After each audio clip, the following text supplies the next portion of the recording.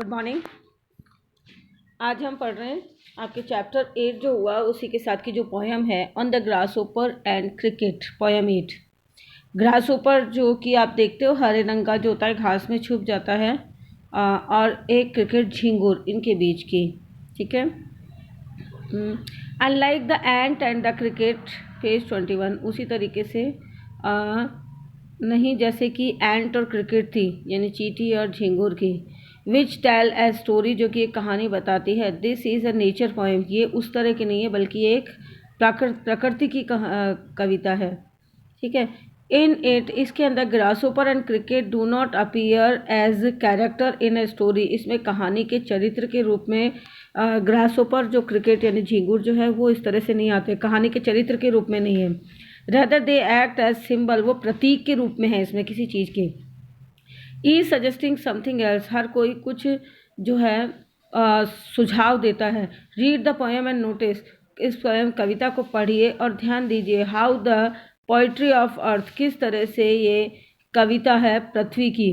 Keep on through summer, जो कि गर्मियों में बनाए रखती है प्रकृति, एंड विंटर, और सर्दियों में इन अ नेवर एंडिंग सॉन्ग, सर्दियों और गर्मियों में प्रकृति अपना गान बनाए रखती है, कभी नहीं खत्म होने वाले गान के रूप में। हु सिंग्स द सॉन्ग, ये गाना कौन गाता है। देखिए, the poetry of earth is never dead, पृथ्वी की कविता कभी खत्म नहीं होती। When all the birds are faint, जब सारे पक्षी बेहोश होने लगते हैं। विद द हॉट सन, गर्म सूर्य की वजह से।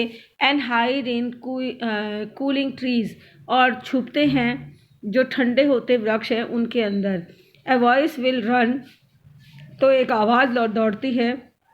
And from hedge and hedge about the new मॉर्न मेड, तो हेज जो होती है ना, पहले आपके लगाते थे, आजकल तो बाउंड्रीज में बहुत कम घरों में है, जो बड़े बड़े घर होते हैं उन्हीं में लगी रहती है।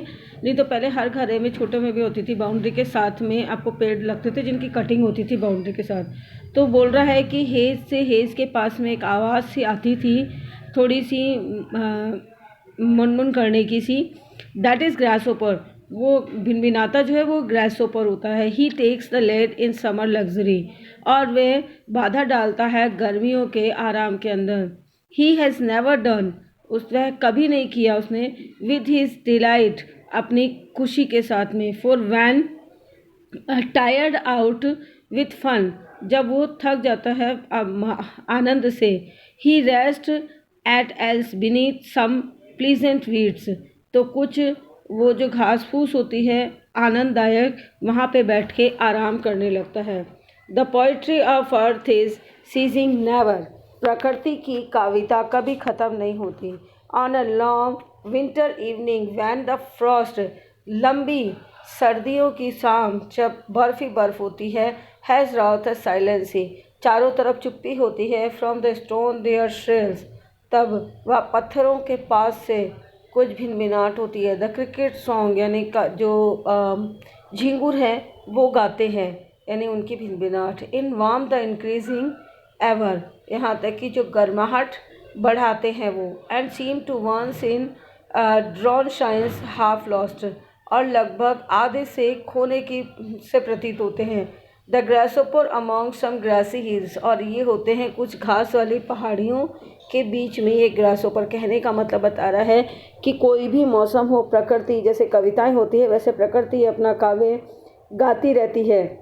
ये आपने भी नोटिस किया है कि जैसे सर्दियों गर्मियों में जब ग्रासओपर भिनभिनाता हुआ कभी निकलता है, भिन भिन करता हुआ, तो उसके भिनभिनाहट की आवाज़ आती है। बारिश में बारिश की आवाज़ आती है। सर्दियों में कुछ नहीं होता तो झिंगुर भिनभिनाते हैं।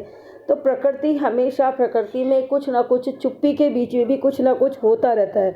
तो प्रकृति का काव्य जो है वो चलता रहता है। और वो उन्होंने एक ग्रासओपर और एक क्रिकेट को उदाहरण देते हुए, ये एक प्रतीक है कि सर्दी के या गर्मी के, जिसमें कविताओं के रूप में कुछ ना कुछ हलचल चलती रहती है। यानी हमारी प्रकृति इतनी महान है कि प्रकृति हमेशा कुछ नया लाती रहती है। आप देखते हो गर्मियों में भी फसल उगाती रहती है, गर्मियों में भी कुछ फसलें उगती हैं, तो कुछ सर्दी में तो कुछ बारिश में। कभी भी ऐसा नहीं होता कि प्रकृति में कभी भी सेम बना रहता है, कुछ न कुछ नया, कुछ न कुछ होता रहता है। तो ये प्रकृति की कविता है जो कि हमेशा चलती रहती है। आपको इस पोएम के वर्ड मीनिंग करने हैं और पिछले चैप्टर के क्वेश्चन आंसर जो मॉनसून डायरी है वो मैं आपको सेंड कर दूँगी। Thank you.